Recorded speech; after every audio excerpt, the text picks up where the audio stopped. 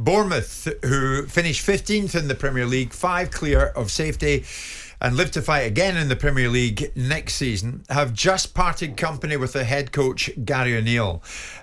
We are hearing that Gary leaves the club after overseeing 37 matches last season, initially on an interim basis before formally being appointed to his first head coach role, and that was back in November. And of course, he steered them to Premier League safety, which in itself was quite an amazing feat, because many people had Bournemouth, one of their candidates, to drop to the Championship. That didn't happen, and Bournemouth live to fight again, as I say, next season. Bournemouth's owner and chairman, the American Bill Foley, says this lunchtime, Gary's achievement last season is one I will always be grateful for. This has been a difficult decision, but it has been made with great consideration to best position ourselves ahead of the coming season.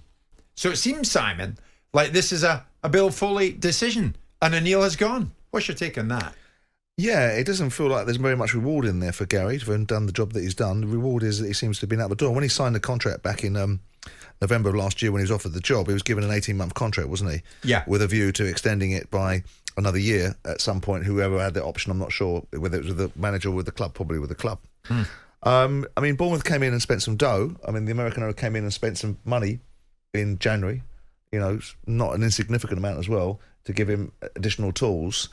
It doesn't feel, I mean, I wouldn't have put Gary, I mean, we've been in his company. I know. I wouldn't put him in the camp of being difficult to deal with.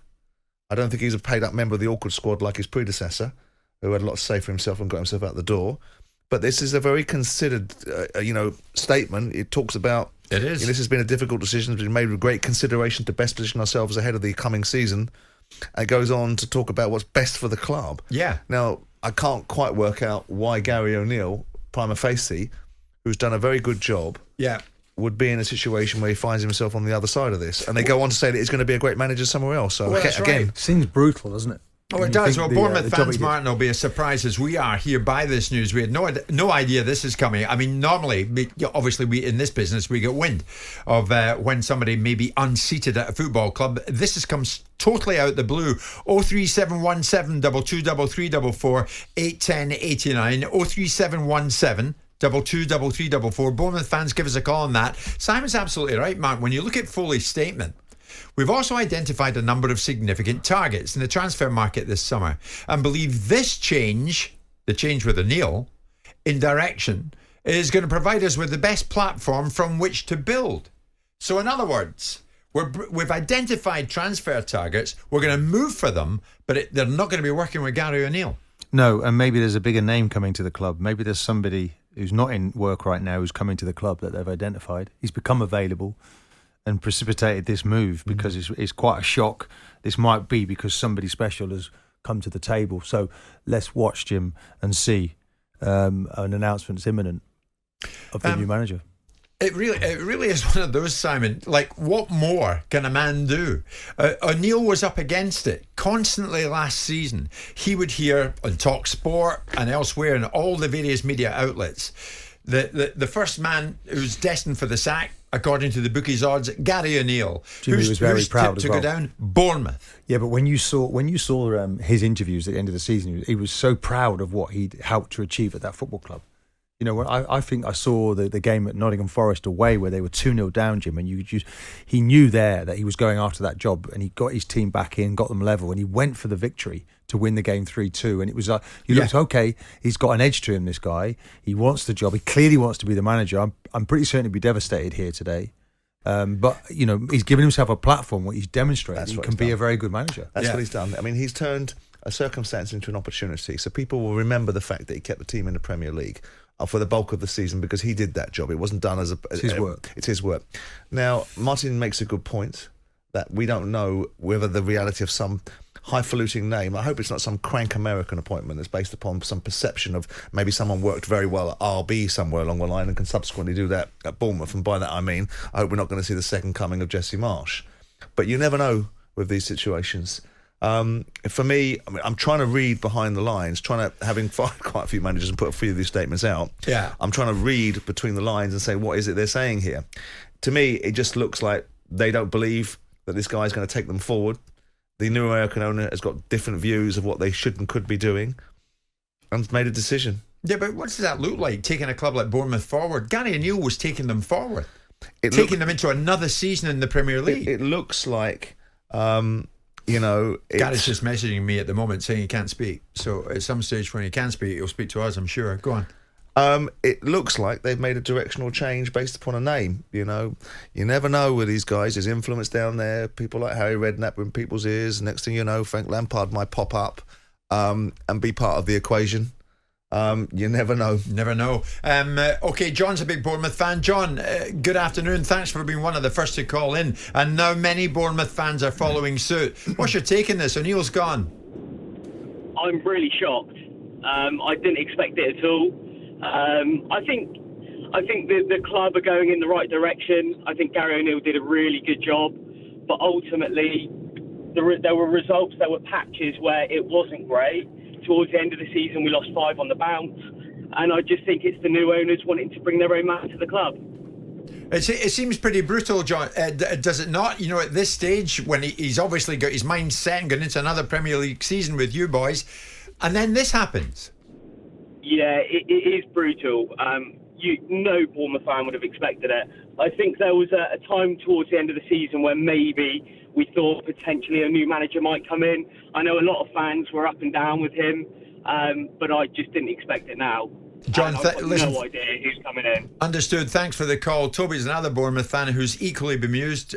Toby, good afternoon. What do you think? O'Neill gone. Nobody could have expected this. Afternoon, guys.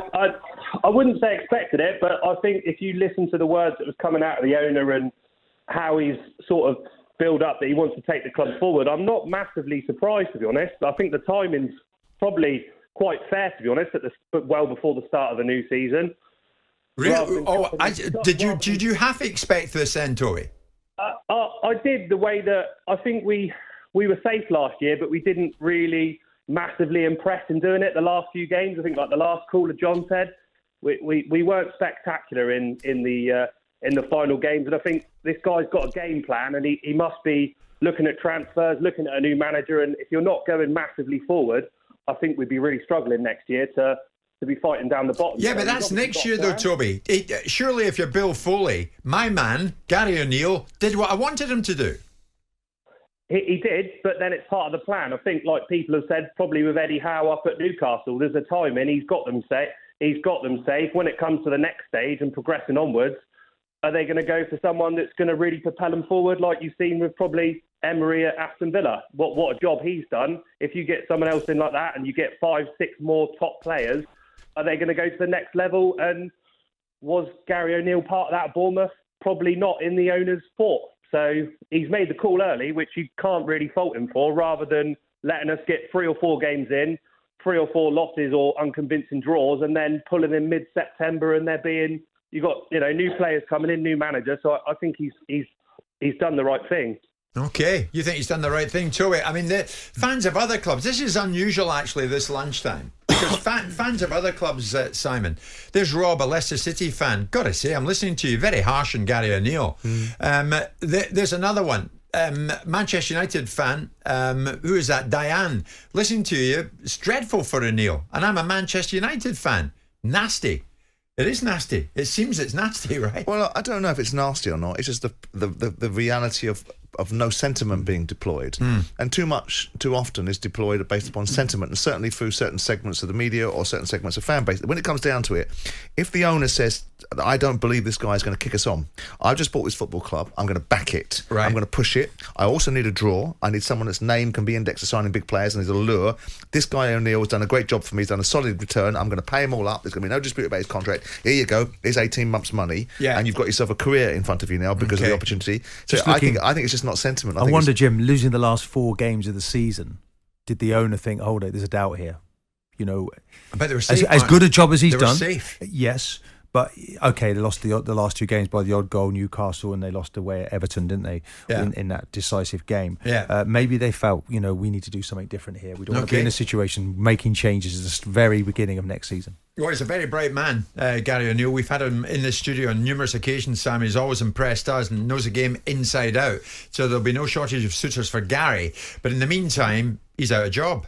He's not going into the next season with Bournemouth, and Bournemouth now looking for a new man to replace Gary O'Neill, who has parted company with Bournemouth this lunchtime. Jim White and Simon Jordan. Monday to Friday mornings from 10 on AM, on DAB, via the talkSPORT app and on your smart speaker. talkSPORT.